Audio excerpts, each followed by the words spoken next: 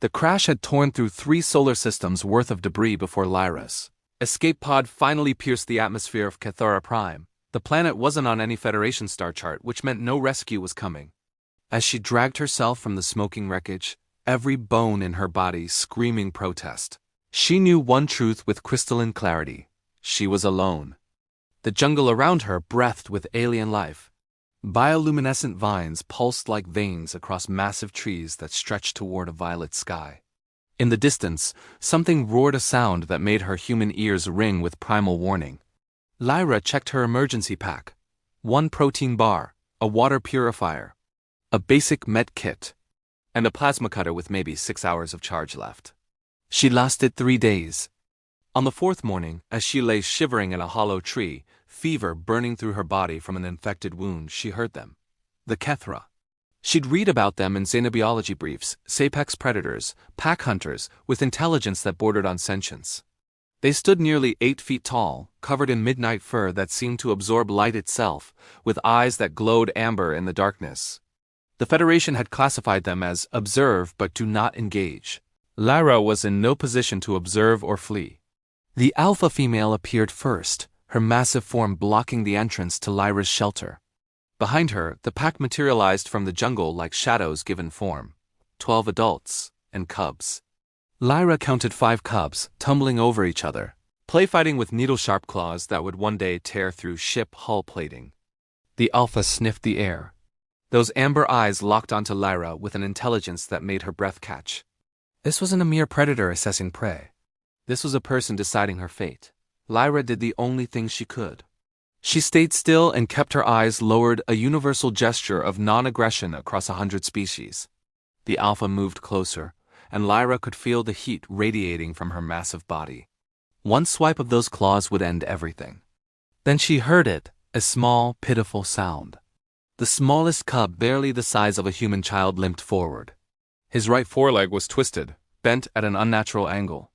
As he struggled to keep up with his siblings, they knocked him aside, their playful roughness sending him tumbling into the dirt.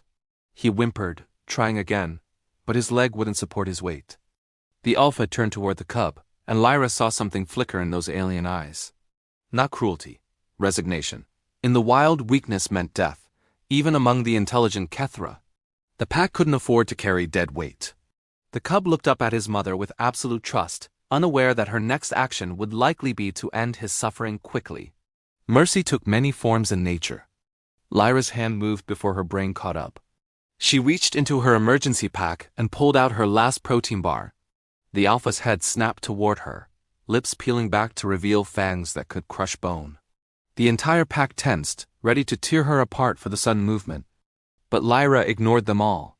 She locked eyes with the small cub Tavi. She would later learn was his name in the clicking, growling language of the Kethra. His amber eyes were glazed with pain, but there was something else there. Hope. The same desperate hope she'd seen in human children during the colony evacuations. She broke the protein bar in half and extended it toward Tavi. The silence that followed stretched for an eternity. The alpha female could have ended her right there. Should have ended her. A strange alien offering food to a condemned cub was an interference in pack law, in the natural order that had governed the Kethra for millennia. Tavi limped forward. His small muzzle sniffed the offered food, and then, with surprising gentleness, he took it from Lyra's trembling hand. He chewed slowly, his eyes never leaving hers, and in that moment, something passed between them. An understanding that transcended species, language, or evolutionary biology. Lyra took the other half of the bar and ate it herself, maintaining eye contact with the alpha. She was making a statement. I am not trying to steal your cub. I am sharing my last food with him as packmates do. The alpha's eyes widened an expression Lyra would later recognize as profound shock. The massive predator stepped back, and then did something that made the entire pack freeze. She bowed her head to Lyra. Not in submission. In recognition.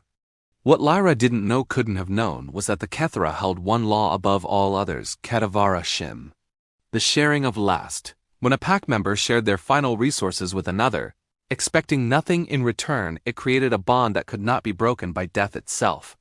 It was the highest honor in their culture, reserved for acts of such profound selflessness that they occurred perhaps once in a generation. And this alien, this fragile human who could barely survive a single night in their jungle, had offered Ketavarashim to a cub who wasn't even her species. The alpha threw her head back and howled a sound that echoed through the jungle and beyond, carrying across territories and clan boundaries. It was a summons. A declaration. Within hours, 3 more packs had arrived, their alphas bowing before Lyra in recognition of what she'd done. Tavi curled up against Lyra's side as she drifted in and out of feverish consciousness. The pack's healer, an elderly Kethra with gray-shot fur, began treating her wound with paste made from jungle herbs. The alpha female stood guard, her massive form ensuring nothing would disturb the human who had become pack. When Lyra woke 3 days later, fully healed, she found herself in a cave complex carved into living rock. Tavi was there, his legs splinted with precision that suggested advanced medical knowledge. He chittered happily when he saw her eyes open and brought her fresh water in a woven basket. The alpha female approached, and through gestures, sounds, and eventually a crude form of communication, made her understand Lyra was no longer alone. She was Ketavarashim, the one who shared last. The pack was hers, and she was theirs, bound by a law older than the stars themselves. 6 months later, when the Federation rescue ship finally traced Lyra's emergency beacon to Cathura Prime, they found something that rewrote every xenobiology textbook in existence. A human woman standing beside 4 Kethra packs, nearly 60 of the dangerous predators, with a small cub riding on her shoulders. The cub's leg had healed, though he still walked with a slight limp. Tavi would never leave Lyra's side again. And when humanity eventually established diplomatic relations with the Kethra Confederacy, it was Lyra who served as the bridge between species. The woman who had shared her last piece of food with the smallest alpha cub and, in doing so, had gained the loyalty of an entire civilization. Some bonds, she learned, transcend evolution itself. All it takes is one moment of genuine compassion when everything else has been stripped away.